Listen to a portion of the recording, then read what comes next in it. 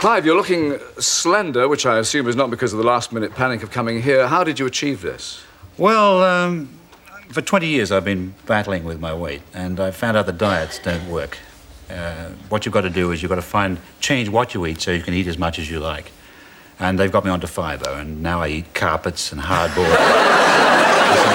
and the weight's just... Incidentally, Robbie Coltrane's tonsils have just arrived in a taxi. You sure you don't want to interview them? We'll let them rest for a week or two, thank you very much. But why did you do this, really? I was kind of sick of being overweight and sort of nothing fitting. And so it's easy to make jokes about it. When other people start making jokes, it's sort of not so funny. And also, I'm fanatical about skiing. And being overweight is very bad for skiing. I mean, you can ski okay, but if you fall down, you can't get up again.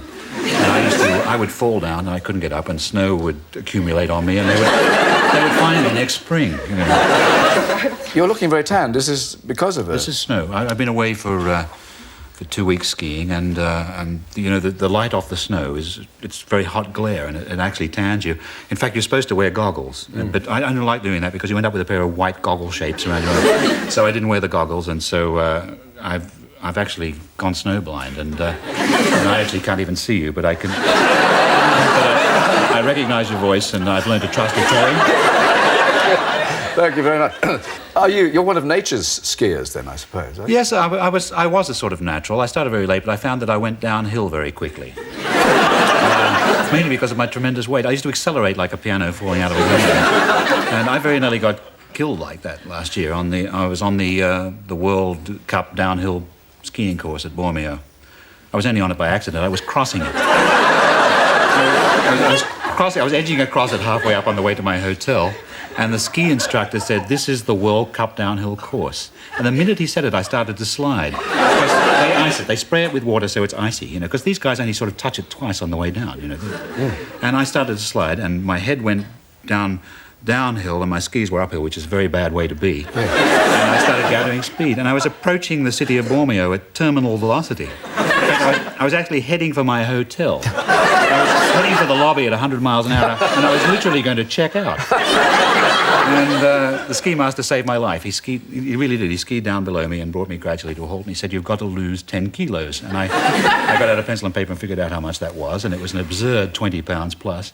And since then, I've managed to lose it. Yeah. Being an Australian, you nearly shot through, I suppose. Like the Bondi tram. Those interestingly cut trousers are not concealing plasters, I hope. And you're not concealing damaged. What? Sorry, I missed those. Plasters. No. Plasters. No.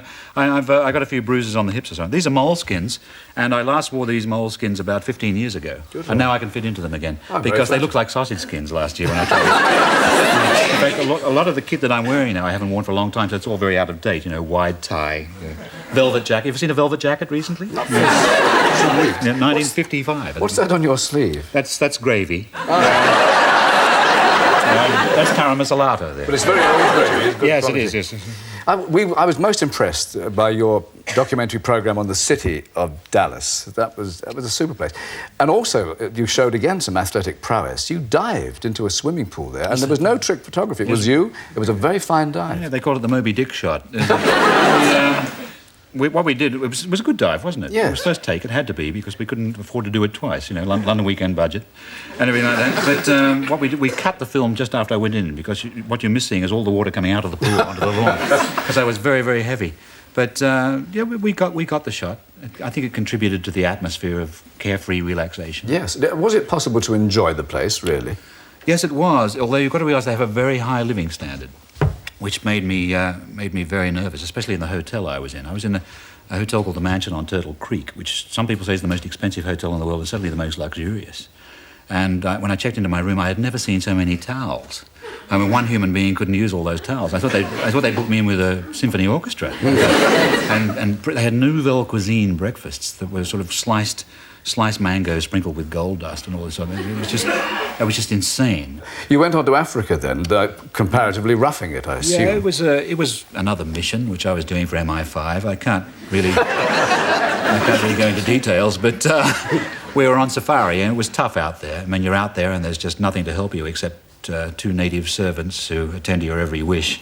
Sometimes they rattle the champagne bucket too loudly. But the night noises, in fact, must be the worst, aren't they? Well, yes, in more ways than 12. And because animals go. You're in your tent at night. You zip up the tent, you know, and you're in there and with a little lamp and everything. And animals go past the tent on their way to wherever it is. Central casting or wherever it is. And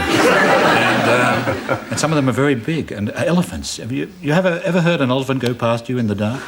Oddly enough, no. If you had, it's going to ruin my story. No, I haven't. Well, elephants are very big. You've got that? Have I established it right? Yeah. Because you hear their footsteps. You hear thump, thump.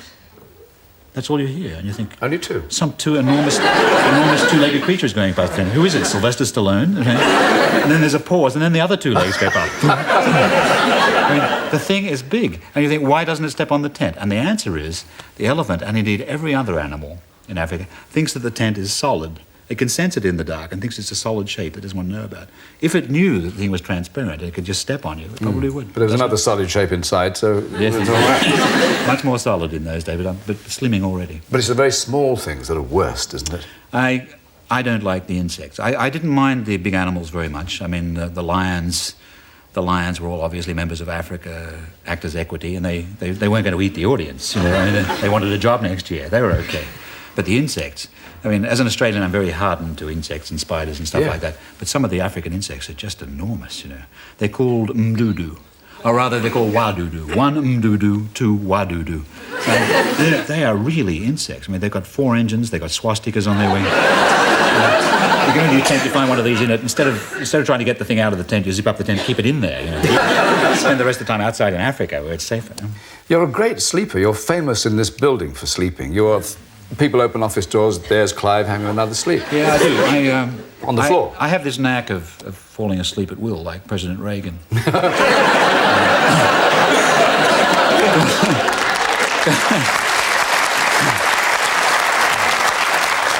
Of course, unlike him, I also have the knack of waking up again. But I don't really need a lot of sleep. I mean, 8 hours a day is enough, and 12 at night. But I just find it refreshing, and you can get your energy back that way. I sleep easily on aircraft, for example, which people That's hardly ever do. unusual. I can sleep right through the Roger Moore movie, you know, and everybody else is sitting there riveted. Yeah. I read an interesting thing about people who can't sleep. The idea is you lie in bed and you go back over the things you've done in reverse, so that you get into bed, then you clean your teeth, then you come upstairs, then you put the cat out. You go... And I Is that all you did? No, I went back and time I drifted off, I was just reporting for national service. A very long time. So you're not home to stay then, are you? No, I have to go to a few more. I'm booked to go to. I think I'm booked to go to China with the Queen in October. And I find it's very useful when you go to China to go with a very powerful woman. The Chinese respect that. But China's a fascinating place. It's one of the few really fascinating places left because until recently it's been hard to get to. But gradually everything becomes easy to get to. Nowhere is really very far away anymore except Australia.